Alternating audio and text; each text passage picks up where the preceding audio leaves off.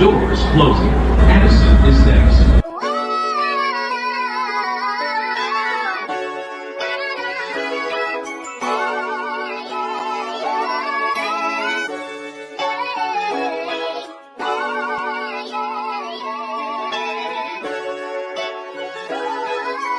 I love you.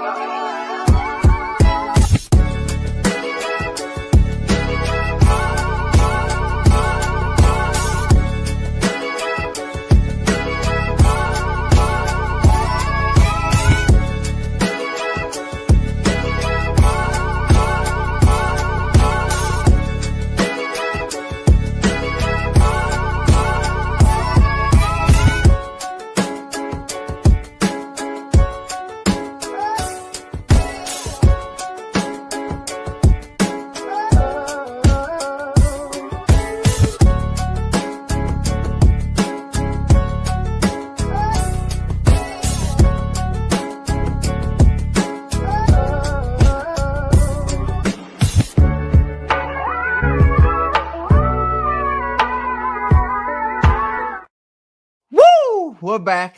We're better than ever. It feels great, man. It feels incredible to be back here with my brother Miles Porter. Miles, before anything, man, where are you streaming from right now, man? I am currently streaming from Arizona, man. Just staying at the family vacation home and just enjoying my birthday vacation away from Chicago and just enjoying it, man. Just enjoying it. And 29 years on this earth, man. I guess you can call me Unc now, but I feel young still. Well, my left leg is telling me otherwise right now, but I feel young. Sure, no, and happy belated to my brother from another mother, man. It's Thank you, been homie. a blessing to be able to be in your presence, to be able to be in your circle over the last 3-4 years that we've known each other, man. It's been Oh, incredible. likewise. Last year in the 20s, man. And now I get to say I was with you for a full decade. When we hit 30 and beyond, we'll be able to do it, God willing, But man, Yeah, getting yeah. into that, man, you're in Arizona, man. A lot of Yeah. conversations going around right now, man. A lot of hmm conversations about the Cubs, and we talk about Scottsdale and spring training. What prospects are hmm going to be here? Which ones aren't? Because it seems like the Cubs aren't going to be making a big free agency splash. A lot of guys have come and gone. When we last filmed an episode, the Chicago Bulls were 6-1. Oh my goodness. 3-14 Ooh. cents, brother. Ooh. Shout out to the Bulls. I had a great time at the Ring of Honor, by the way, representing Norm Van Leer, Bulls legend. Was Yeah. there representing his family. His wife invited our family there. So just wanted to put that out there real quick. Incredible. Yeah. I saw Pops. Pops was looking dapper. Oh man, Pops showed up fresh. Oh my goodness. Oh I my saw the God. IG photos. I was like, yeah, Mrs. Porter, lock that man away. He was not playing, man. Looked suited and booted, ready to meet MJ. It was crazy. Yeah. But no, man. I mean, there's a lot going on in Chi-Town right now. Obviously, I bought this 2 years ago, and it's finally getting some recognition in the city, man. Nice. Blackhawks are back, which is super fun, man. I grew up watching Oh gosh. Duncan Keith, all-time favorite player, Andrew Shaw, Yep. guys like that. Patrick Kane, Jonathan Tays, got to give him some love, hosts, and the Crow and everybody else. But like, I was a defensive first guy. I love the Mutt. You talk about a good friend of mine, Daniel Carcillo, friend of the show, 2-time Stanley Cup champion, Daniel Carcillo. It's just incredible to see this fan base finally getting excited about hockey again. Connor Bedard, I mean, Yeah. looking like young Patrick Kane, which is like super fun because I remember being so young when Patrick Kane and Jonathan Tays first got on the scene. I was probably 9. You were probably 37. No, I'm kidding. You were a little bit older. You were in high school, so you got to like fully enjoy that. Whereas I grew up knowing these guys. So to That's be right. able Yeah. to see a Connor Bedard now that I'm older and I understand the game more, it's really cool, man, to really kind of get that perspective. Like, ever see that picture Yeah. of Homer Simpson as a kid and then Homer Simpson as an adult? It's like me as a kid watching Kaner and now as an adult watching Bedard. Like, it's a really cool thing, man. I think Yeah. this Hawks fan base is going to have a player to root for years to come. They just got to extend the guy. But we're going to get into all that and more at a later date. That'll be a different pod. We're going to bring back the Shy Kid podcast. It's going to be a fun time this 2026. Ooh. Got a lot cooking up. I'm really excited about it. But Miles, man, it's holiday season. We got to talk baseball, but more so than anything, Chicago sports, or not Chicago, maybe just sports in general. Hanukkah is a huge tradition in your house. What is the greatest sports gift that you've gotten on one of your 7 days of Hanukkah? Is it 7 days? Yeah, so we have 8 nights. So the greatest gift that I ever received was actually in recent years. It was a 33-inch Marucci wood bat for the season for my one of my upcoming seasons, and it was great. And that was actually one of my best seasons of semi-pro ball in Wisconsin. I hit 400 that year, 2023, and it was incredible. It did not break the entire out of all 50 games. That bat did not break, but it broke a week after when I got back in the batting cages. So it served its purpose. RIP to my bat Rose because it was I love that bat so much. That was the greatest gift I ever got. Shout out to my mom and pops who were, despite me being 85 years old, they're still hooking me up. He said, "That'll do. That'll do." You served their job, Yeah. I love it. I love What it. about yourself, please? Man? All right. Bears fans understand what I'm saying when I say this. Any other sports fan in the world would say I'm crazy. The year was 2013, around Christmas, a week before Christmas. My dad walks up to me, diehard sports fan. My dad, man, you can see this stuff behind me. I mean, the guy loved the Bears. So a week before Christmas, my dad walks up to me and he's like, "Man, what do you want for Christmas? I'm getting you something Bears." It's 2013. Brandon Marshall, Jay Cutler, Matt Forte, Brian Urlacher, and them boys doing their thing. Oh my gosh. A 13-year-old boy looks my dad straight in the eyes, and this was probably what led to his heart attack. I said, "I want a signed Josh McCown picture." My dad said, "What are you talking about?" I said, Oh my "Josh gosh. McCown is my favorite Bears quarterback of all time." Mind you, this is 2013. Josh McCown not only beat Green Bay in Lombardi, but also threw 5 touchdowns in a 45-28 win against the Dallas Cowboys, who at that time I hated just as much as Green Bay. Didn't know why, just was told to. And as I've gotten older, it really hasn't changed that much.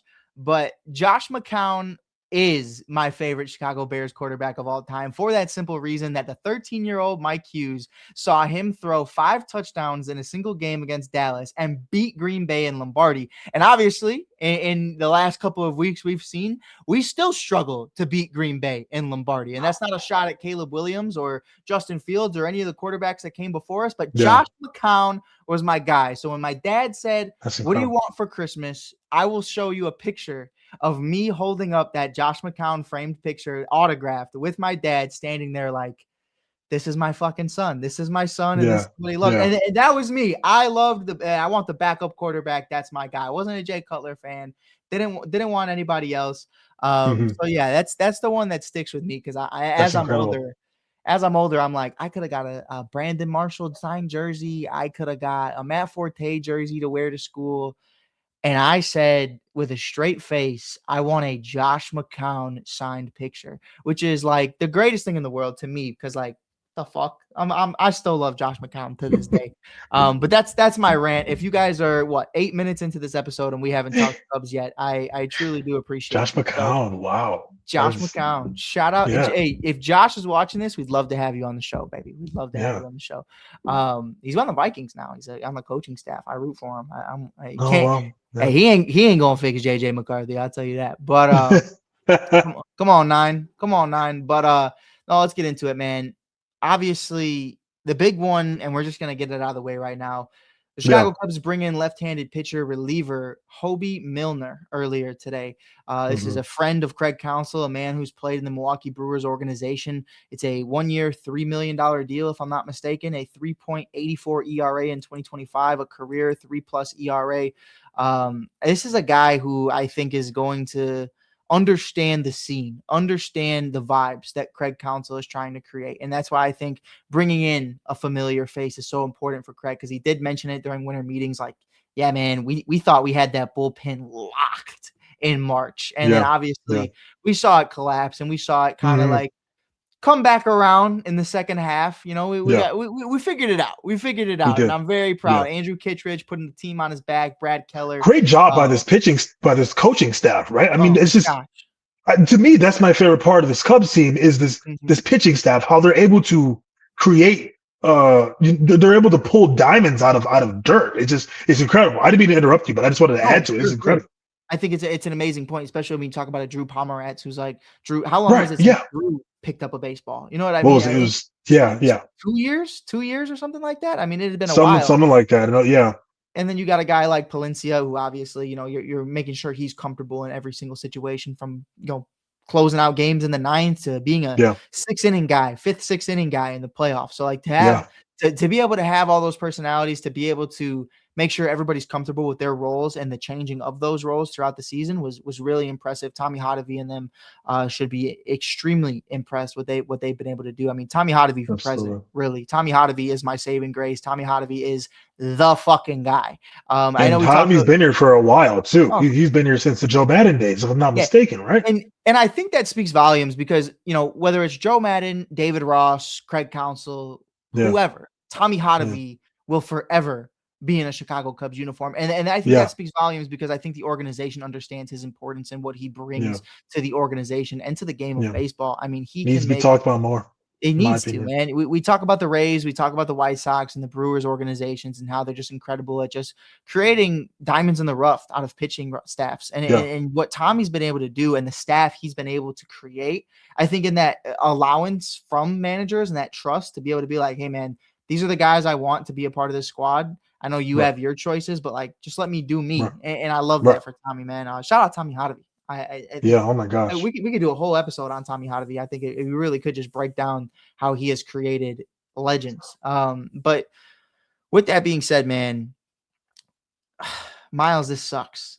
I feel like there's going to be a lot of dead air from me on this episode because I don't know what to say. Shout out Hobie. I don't want this to be like a negative conversation because Hobie's going to have a 2.80 ERA in the month of August, and he's going to be incredible for the Chicago Cubs. And I can't wait to see what he's going to be able to do.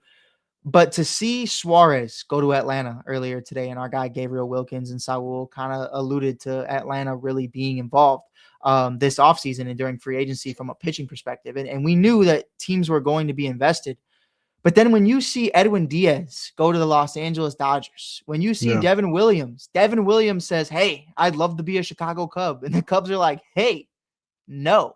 Like, what are we doing? What are we doing? We're not taking Devin Williams, a former Brewer who's pitched well with Craig Counsell. They understand each other very well. According to sources, it just came down to dollars. It really wasn't, a year thing. And I said to Saul earlier in our group chat that, I really do feel like it was more so, am I comfortable giving him 3 years? And you and I talked to setup man Kyle, and I remember he even said, he was like, who's going to give Devin Williams 3-year contract? Enter the New York Mets, brother. Like, like teams who don't care about money are going to do it. And for you, man, where are you at with Edwin Diaz, Devin Williams, Suarez, and everybody else landing in rival teams in the majority in the National League, and the Cubs ending up with Hobie Milner?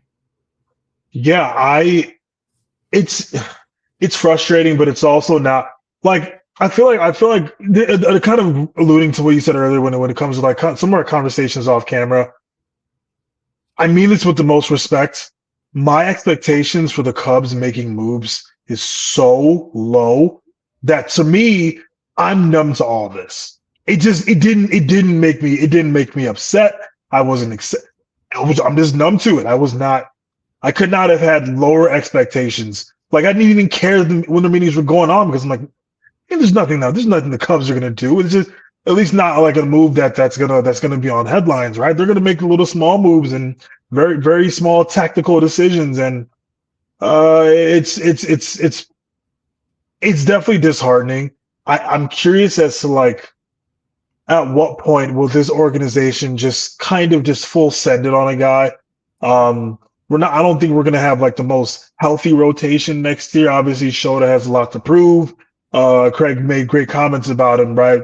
Justin Steele, friend of the show. We can't put too high of expectations on him coming back. Let Justin kind of get back into his rhythm and then make your your full review about him as a pitcher. But overall, it's incredible that this organization just kind of just looks at what they got and they're like, yeah, this is enough. When it's not enough, it's not. And by the way, I love every guy on this ball club. There's nothing against them, but look, I mean, this is kind of what we sign up for as Cubs fans, and it's like, all right, well, unfortunately, the team that we love doesn't really they don't make the big significant moves, and We love them, but do they love us? Is the right, question. exactly. You look at a team like the Braves, signing Suarez today, that's huge, bro. That's huge. Yeah. That we're looking at a team that had a dud of a season in 2025, and they know that they still have something good, and look at them going out there and making significant moves that they know they need arms, right? I think the bats are going to come alive like they always do for Atlanta, but it's cool seeing them bolster this team and re-signing Iglesias. And meanwhile, the north side, they're like, hey, we're cool, Matt Shaw. And Matt Shaw, great defender, by the way. I know this is one of the topics. I'm not going to jump ahead too much, Sure. but Sure. it's just is interesting. In last year, I found myself very exhausted trying to be like, come on, sign this guy, sign this guy. Yeah. Probably not going to happen. So And I kind of let the Cubs do what they got to do, and then I support them the best I can. no, how do you think I feel? I mean, I was on my knees quite literally for 20 days praying to a giant Kyle Schwarber cutout billboard that I got from Country Sports, and I'm praying. I love that story. just offered. Oh yeah. I mean, I walked in there. Hey, you guys throwing this away? They were like, yeah, you want it? And I was like, I'm gonna call my brother-in-law. Called him up, hung it on the top of my car like a Christmas tree, tied it with some rope, and drove it home. Cut it up. It's right over there right now. He's staring right back at me. But unfortunately, now he's a Philadelphia Philly, likely for life. If he finishes the 5-year deal of 9, 10 years in Philly, which is incredible, man. Because shout out Kyle Schwarber, man. Kyle Schwarber is a household name. Kyle's that guy you want in your organization. Kyle's that guy that's going to go out his way to make sure that the first responders and the community around him are going to be taken care of. And that's a guy that I want to be a Cub for life. And obviously other organizations feel that as well. If the Pittsburgh Pirates were willing to put $120 million plus next to Kyle Schwarber's name, I mean, it speaks volumes to how important he could be to a ball club. If the Cincinnati Reds, I mean, the Reds were like, hey, look, we'll spend money for Kyle. And they're like, oh, well, now that you didn't get Kyle, are you going to get someone else? Like, no. It was Kyle or nothing, brother. We're not doing anything else. Yeah. But it's frustrating, man. And to kind of tie that into free agency, we're going to talk about Pete Alonso getting a 5-year, $155 million deal by the Baltimore Orioles in a little bit. But it's a conversation to have because I kind of want to paint a picture here because I think it's important. And when I say this, I want to say that I have the utmost respect for these ball players. I think they're incredible. I've gotten to work with a couple of them. I've gotten to speak with a couple of them. And most importantly, I have spent every Friday at 1:20 watching these guys play. I know they can hack it. I know they can play this game. But the conversation is different. When you look at the Phillies and you see a Kyle Schwarber, a Trey Turner, and a Bryce Harper as your big three, when you see Mookie Betts, Shohei Ohtani, Freddie Freeman, and the other 25 All-Stars, and then you look at even the Mets prior to Alonso leaving, you look at Lindor, you look at Pete Alonso, you look at Juan Soto, there is a difference between the most productive players on a team and the faces of the team. Unfortunately for the Chicago Cubs, 2 of the 3 faces of the team are not the most productive. If anything, they are at the bottom half of a lineup in productivity, and that's Dansby Swanson and Ian Happ. And if those are your faces of the franchise, you have a problem because I think you'd agree the most productive, arguably, I'd say it's Pete Crow Armstrong, Michael Busch, and Nico Horner. That's just me personally. If anybody else or Miles, you want to throw somebody in there, I throw Seiya Suzuki in there as well. You could throw Seiya. I throw Seiya in there. I wouldn't be mad. I know it's a bit of a ride with Seiya, right? It's kind of an experience with him. Sure. There are at bats where he looks like he knows what he's doing, and then there's at bats where you're like, "Yo, Seiya, you good, bro?" Right. No, and I would take him over Happer. I would take him over Dansby Swanson, who with runners in scoring position couldn't even hit his weight. I mean, that's the reality, Miles. And look, that can change. Pete Crow Armstrong is slowly becoming one of the faces of the team, and I'm very excited for that. And he could be that franchise player. I know he can be. But when Dansby Swanson is the second highest paid Cub of all time, and pitchers on opposing teams are walking guys just to face Dansby because they know he's about to roll into a double play. Yeah. They know a guy like Ian Happ, who, you know how I feel about Ian Happ, is about to do what Ian Happ does with runners in scoring position. And that for me, I mean, you give me the solo home run in the bottom of the 7th and you're still down 3-1. That's cool. But what is Ian Happ really providing for me down the stretch in a game? You know what I mean? Like, we had the cool little moment, and I was at that game 4 against the Brewers, which was incredible. But outside of that, man, like I always say, what's your Ian Happ moment? And I don't mean this to be like a total just like ball buster on the Cubs, but the Cubs bringing in a Kyle Schwarber or a Pete Alonso for $150 million, which is roughly $30 to $31 million AAV. I mean, no brainer. I mean, when's the last time the Cubs had a guy homer 50 times in a year? I mean, is it Ramirez? Sosa? I feel like it was Sosa. It had to have been Sosa. I think Ramirez Yeah. cracked 40, but out of 50, we're talking 50. I mean, Right, yeah. why we're not interested in guys who throw 100 miles an hour and guys who hit 40 plus home runs a year is beyond me. That really blows my mind. It blows my mind. It is incredible that this team is like, you know what? Well, you keep the guy that throws 100 plus, keep the guy that hits, 30 plus home runs a year. Well, we're gonna take the guy that has a 3.8 ERA. We're gonna move that down to like a 3.2. We don't want the guy that has 30 home runs. We're gonna take the dude. A strong 3.2. And then we won't even sign him the next year. He was just good for one season or just like half the season. It's just it's hilarious. We don't want to sign the big bat. Hey, we're gonna sign Scott Kingery instead, and he's gonna be a great bench piece. Maybe if he makes the major league roster, if he maybe cracks a 4, like it's just incredible to me. And also, like Mike, I think about this because like I why are the Cubs like this, right? Like obviously we're in a big market. Obviously the stadium is packed every single game. I was at a game. You and I were at a game. Justin, unfortunately, his last start. Yeah. It was like 30 something, almost like damn near 20 something degrees. And there's still like 15, 17,000 fans in Wrigley Field on one of the coldest spring nights in recent history. So I'm wondering where it's like, okay, it's, I guess it's a deeper conversation, but it just makes me curious because I don't have the answer. But I'm wondering, like, okay, is there something financially that the Cubs are not being responsible about that we don't know about? Is there something really holding you back financially that we as fans do not know? It's fascinating to me. Or you really just don't want to spend the money? Like it's just something you don't want to do. You fundamentally do not believe it. But this is not normal. It's not. It is not normal, and it wasn't always like this either. And you can look at 2016, 2015, even that 2003 Cubs team, right? There were the significant moves that were going to 2004 when they signed Derek Lee, right? And Aramis Ramirez was like a midseason acquisition, and then they extended him. Right. I don't know, man. This isn't normal. Would you throw in Yu Darvish? I mean, I was excited about Yu Darvish. Fuck it. At least we paid somebody after the 2016 season. Castellanos. They brought in Castellanos in 2019 to try to turn that thing around, and it didn't work, but they tried it. Hey. Theo was like, hey, man, let's go for it. Hey, Nicky was doing his job is all I can say.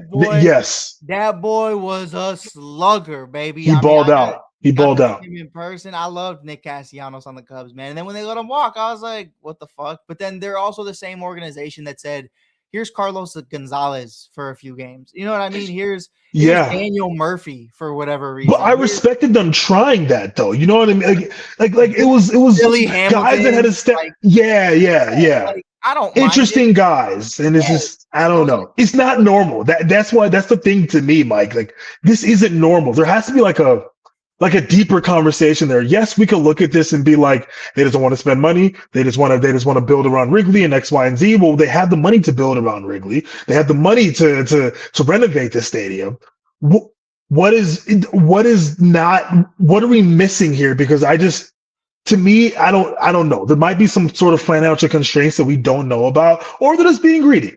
Sure. It could be that too. But if you want to spend all that money outside of Wrigley, I'm surprised you want to put all that money onto the team because they make more money back in that stadium even more. It's surprising. It's literally interesting to me. It's fascinating because it's not normal, like I said. No, I mean, I've said it to my guy Sheffield Shuffa. I've said it to Setup Man. I've said it to you a million times. I mean, it is the Walt Disney effect where it went from Wrigleyville to Wrigley World. And unfortunately, this is not the 90s. You know what I mean? Walt Wrigley. Sorry, Yeah, go ahead. it's Walt Wrigley is literally what it is right now, and you're trying to find out, I guess, are you building everything around the stadium to eventually sell, or are you building everything around there to create an empire and you are just never going to spend again? And you know Right. you will forever have the money of everybody in Wrigleyville because you have everything Mhm. around Wrigleyville. And that's really where I'm at. And we've seen a lot of changes from the Marquee Network to the DraftKings Casino and the Hotel Zachary and everything else around the Yeah. entire neighborhood.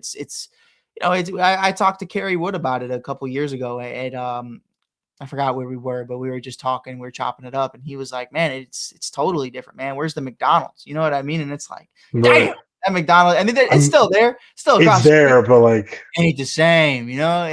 bro, Where's my the uncle used to work at McDonald's and I remember going over there, right? dude? The Getting Taco me like a Bell. little big yeah, bro. I mean, You it's remember? You different. remember? It's different. Do you remember? Do you remember 1060 West Addison, brother? On a cold, crisp November 2nd, 2016 night when they stole the Taco Bell sign Oh after my gosh. I saw two dudes walking with the Taco Bell sign. I said, "Hold up, wait a minute." But no, man. I mean, look, and for everybody listening, like we are going to have a deep episode about this as soon as winter meetings really conclude, because I think that's when we're going to have our definitive answer about Yeah. how seriously or non-seriously did the Chicago Cubs take this offseason after making the playoffs for the first time in 5 years and half a decade. We're going to have a conversation about it, and it's going to be a lot of uncomfortable conversations, but Miles and I are fully ready to have those conversations, so I don't want to dip too Yeah. deep into those right now. And I'm curious to see what the listeners say as well, right? I'm sure Right, and I if see you on the have any TikTok everyone has strong opinions, so I'm curious to hear it. Yeah, we have a lot of opinions. We're gonna bring in a few voices on here as well, and hey, maybe we'll even do like a call in and just like have people call in and see how other people feel as well, because there is something wrong. There is something that's not right about this organization. Why the Toronto Blue Jays can sign Dylan Cease to a $200 million 7-year deal, but the Chicago Mhm. Cubs have never even cracked 185 on any player, nonetheless a pitcher.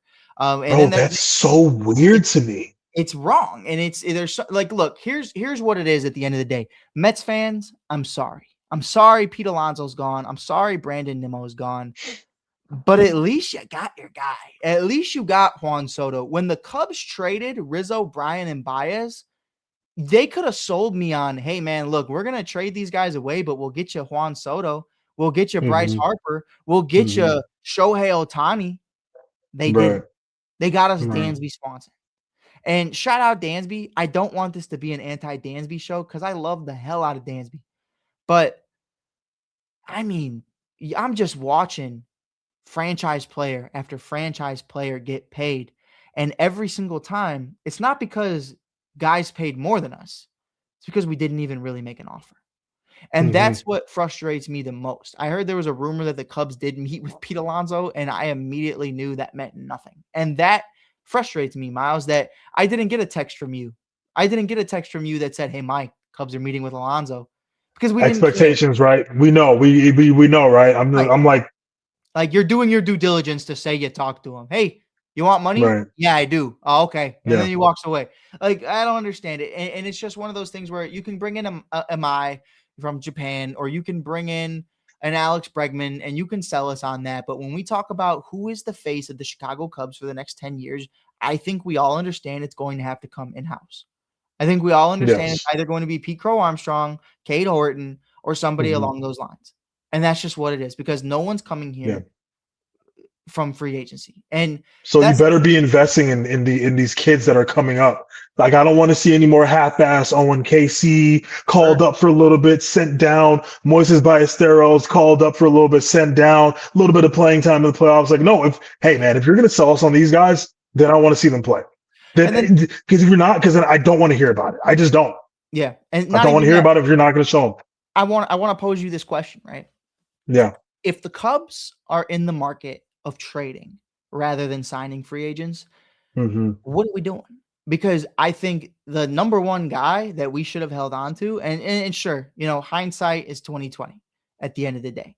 And I just had my eye exam, and I can tell you right now, it is not 2020 on this side. But in all seriousness, man, I understand that. if you weren't going to pay Kyle Tucker, why did you get rid of Cam Smith? Because that's my biggest question right now. Did Cam Smith have an incredible 2025 rookie year? No, he didn't. But he showed you two things. One, he showed you he's ready to play at the big league level. And two, Yeah. he showed you how versatile he was by playing in the outfield, playing in the corners, because he just Right. needed a position to play. And that's something that I Right. feel like this team desperately lacks at times. And that's something that frustrates me, bro. Is it's like Cam Smith might end up being a Hall of Fame third baseman or outfielder, whatever the case may be. And all we have to show for it is half of a season from Kyle Tucker. I can't even say it was a full season because even when he was playing in that second half, it was like he wasn't even there. And that Yeah. for me, if the Cubs aren't going to bring in free agents, you don't trade away Cam Smith. Build from within. Shout out to the Chicago White Sox. Shout out to 35th and Shields. I saw this video from 670 The Score the other day where they projected their 2026 opening day lineup with now the number 1 overall pick, which is likely going to be the shortstop out of UCLA if all goes well and all goes according to plan. But we know because of the Washington Nationals, that might not be the case, but we'll see. I would hope so. Right. Because of the Nationals, I have no idea anymore because we're taking the number 10 overall guy, number 1. So, but in all seriousness, to get back on track, the White Sox from within have a lineup in 2026 projected where you look at a bunch of guys who have barely even played at the big league level, but because of how they've developed thus far, you go, I could see that. I could see that being a great young core. Throw in a Luis Robert Jr. into the mix and maybe a couple free agents from then to now, and you got a conversation. You know what I mean? You throw in a couple veterans who have had playoff experience, you got a conversation. Now, for the Chicago Cubs, like you said, if you're just going to continue doing what you did to Alcantara and Mervis and others, where it's like you're up, you're down, you're up, you're down, you're up, but you're sitting for 5 days and you're only going to get an at-bat maybe once every 4 days, and when you do, it's going to be a pinch hitting role. Like, guys are not going to develop that way. I mean, tell us to be excited about it. I barely saw him. Right. I barely saw them. They barely had a chance to ball out. Whoa. Careful, Miles. You know, I was at a Cubs game this year, right? You ready for that? So here I am. The Big Red era is here. Talking about Pete Crow Armstrong. Talking about Owen Casey. I'm ready to see Big Red. Yes. In a 3-game homestand. I finally see it on the last day. There he is. Owen Casey's hair sticking out of the dugout, staring at Ian Happ go 0 for 4.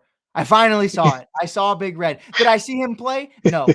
But I saw his hair. And that shit had me sick, bro. I saw Mo Baller hit his first career home run. Anthony Rizzo caught it for 2 seconds.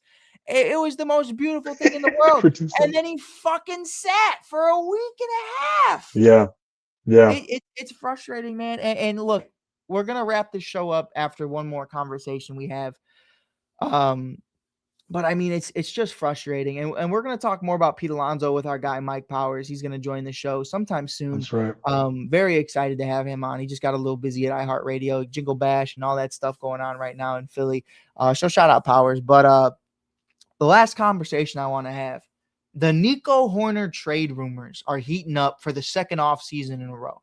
Before anything, I just want to say, if the Chicago Cubs trade Nico Hoerner, congratulations. You fucked up. You just set us back another 2-3 years. I don't care how good Matt Shaw is going to be and that he can also play second base. I don't care that James Triantos is a spitting image of him in AAA Iowa. I don't care.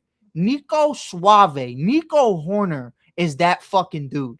Nico Hoerner, arguably to me, is the most valuable player in a Chicago Cubs uniform right now. He is a modern day Rhino. And what I mean by that is the way he carries himself on the field is the same way he carries himself off the field. And that is to a pristine level. He is literally one of one at the second base position and the shortstop position. Nico Hoerner, defensively and offensively, is a fucking unit. And if the Cubs actually debate trading this guy, whether that's for an Edward Cabrera or somebody along those lines, I'm going to have a really hard time walking through those gates in April for opening day. Because if Nico Hoerner isn't on that roster, I'm going to have a fucking problem. Miles, are you entertaining the Nico Hoerner trade conversations? I better not. I don't like that. Like, we feel that this is more realistic than them making like a move to add. Like, why is it more realistic to see for them to take away than to add? It's just weird. I don't want to entertain it. I really don't. And the only way that like I'll be slightly okay with it, not even bring in Ketel Marte. But like if you're just gonna do, we're just gonna get rid of Nico Horner and then put Matt Shaw at second and then call up whoever and not even sign Alex Bregg, bro. What are we rebuilding or are we trying to win? Jesus, man, it feels like they move so like it's just they I don't know, man. I can't even get the words out. That's how confused I am. We should not be entertaining this conversation. Nico Horner is a staple in this lineup and also should be treated much better than that. No, 100%. Nico Horner is the best second baseman in baseball, and nobody's going to tell me otherwise. Nico Horner is the Chicago Cubs, and that's just what it is. I've met the guy. I've talked to him. I've had conversations with him before. He is an incredible human, and I think even more than that, an incredible ball player. If you don't like personality, fine. Watch him on the field. Nobody has more energy outside of maybe PCA and what he's able to do offensively, not only from running the base paths, but from just producing runs and getting on base. You take away Ian Happ from this lineup, what are you really missing? You take away Nico Horner from this lineup, you're going to feel it. I promise you. You're going to feel it, yeah. The only conversation I had, and fast forward 365 days, it's not happening today, but there were conversations about Nico Horner getting traded to Seattle last offseason, and I sat down and had that conversation online, and we all kind of talked about like why we thought that should happen or why it shouldn't happen. I told you off air, and I even said it on air, that the only guy in Seattle I would trade Nico Horner for was Brian Wu, and I think it's because of the years of control. He's a young ace, he's a young star. I'll take it at that time. You know, we didn't know. I felt like Cade Horton could be that guy, but you still didn't know that a year ago. But I think for me, man, that ship has sailed. Brian Wu is not going anywhere. And I just think like, there's nobody I'm really willing to trade Nico Horner for. If you're gonna tell me today, I'm gonna say something and it's gonna sound crazy. The Nico Horner trades are heating up, and everybody's gonna talk about, well, what are we trading him for? What are we gonna do? Well, what could we get for Nico Horner? One, not doing that, but two, even if we did, is it worth it? You know, if the Cubs trade prospects and Nico Horner for Tariq Skubal, I think we can all agree that it's a rental. We know the Cubs will not keep Tariq Skubal. You know what I mean? We know we're not going to pay him. If anything, I mean, Nico Horner and Pete Crow Armstrong should be extended this offseason. The Cubs tried to extend Pete Crow Armstrong last offseason, and obviously they were kind of like ways apart. And shout out Pete for betting on himself, 30-30 season. Absolutely. I mean, a part of Team USA, I think, is going to do wonders for him, and I'm really excited about it. But even Nico. I mean, Nico should be extended by the Cubs, man. He is an all-star. He is the guy. And maybe he doesn't get that nod. Maybe he doesn't get that national respect yet. But Nico Horner had one of the best WARs by a position player in baseball this year. Nico Horner is that fucking guy. And I think for the Cubs, man, Miles, I'm going to leave it with this before we wrap this up. The only way you can save this offseason is by extending the guys you already have. Hey, man, we didn't do what we were supposed to do, but here's what we did. We locked up PCA for 7+ years. We locked up Nico Horner for another 3 to 5. That would make me happy because you're not going to get another big name free agent. It's just not happening. Maybe Michael King is still in that conversation, but Miles, exactly what you said earlier, I have no expectations. I have little to no expectations, and I'm just not excited for it. And I know this episode was very sad and very like of us just bitching, for lack of a better word. But we should, and we have every right to, because when you make the playoffs for the first time in 5 fucking years after trading the core that won a World Series for the first time in 108 fucking years, and the best you could get us is Hobie Milner thus far. Yeah, we got to have a conversation, and we're. I just want to dive deeper into it because like this isn't. Like this is to me is just so. This is not it. Like this is not our last conversation about this. Yeah. It's just it's weird, man. It's just weird that they think like this, and I'm more confused, and I want to understand it better. Like I wish that we could just have a conversation with the Ricketts and like have an honest conversation as to like, why are you moving like this? Why are you constructing the ball club like this? Because maybe we're missing something as fans. I just want a better understanding, but I want like an honest answer from them. Yeah. No, I'd love that. And I would love to like get in tap. Like, hey man, what do you guys do that's not Cubs related? Like, we obviously understand what the Yankees organization and the owners contribute outside of just the Yankees. They own damn near everything. Yeah. I mean, Steve Cohen has his hands in a little bit of everything. You know what I mean? Yeah. Yeah. So I don't know what Tom does other than the Cubs. I really don't. I don't. And that's, I have to do my due diligence, and we are going to do our due diligence, and we are going to come back with you guys at the end of 2025 or the beginning of 2026, and we're going to have a full-blown episode talking about why these things are the way they are.